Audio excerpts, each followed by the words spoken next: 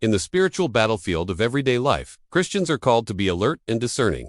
Scripture reminds us that your adversary, the devil, prowls around like a roaring lion, seeking someone to devour. From 1 Peter chapter 5, verse 8. While Hollywood often dramatizes possession, the reality of demonic influence is far more complex and often more subtle. According to exorcists like Father Chad Ripperger, demons operate on various levels, ranging from quiet temptation to full possession. Recognizing these forms is not about fear, but awareness, so that we may cling more closely to Christ and resist the enemy through grace, sacraments, and prayer. Here are the 6 known ways demons influence human lives. Number 1. Temptation. This is the most common form of demonic influence. It occurs when demons subtly erode virtues like faith, hope, and charity. They manipulate the imagination, distort perceptions of reality, and implant sinful or despairing thoughts, all while remaining hidden.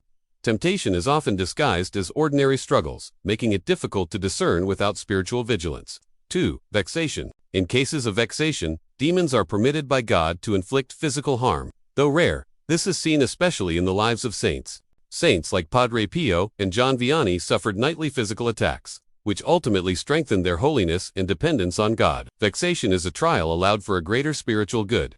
3. Oppression. This form involves demonic interference in a person's external circumstances. It may manifest as unexplainable financial loss, deteriorating relationships, or recurring illness.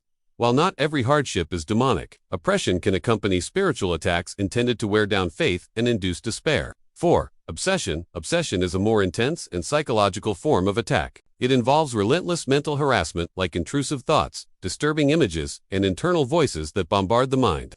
This can sometimes lead to feelings of helplessness or loss of control. Father Ripperger estimates that up to 25% of people experience demonic obsession at some point in their lives, though it often goes unrecognized.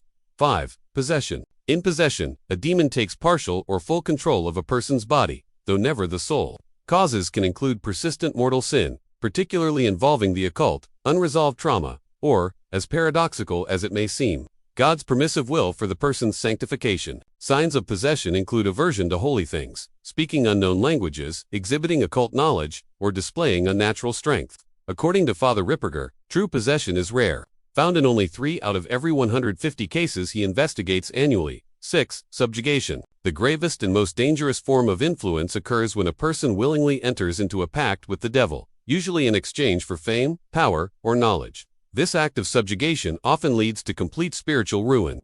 One widely discussed example is John Lennon, who reportedly made such a pact and was tragically assassinated nearly 2 decades later. While controversial, such stories serve as stark reminders of the devil's ultimate goal, which is destruction of the soul. So what can we do to fight these demonic activities?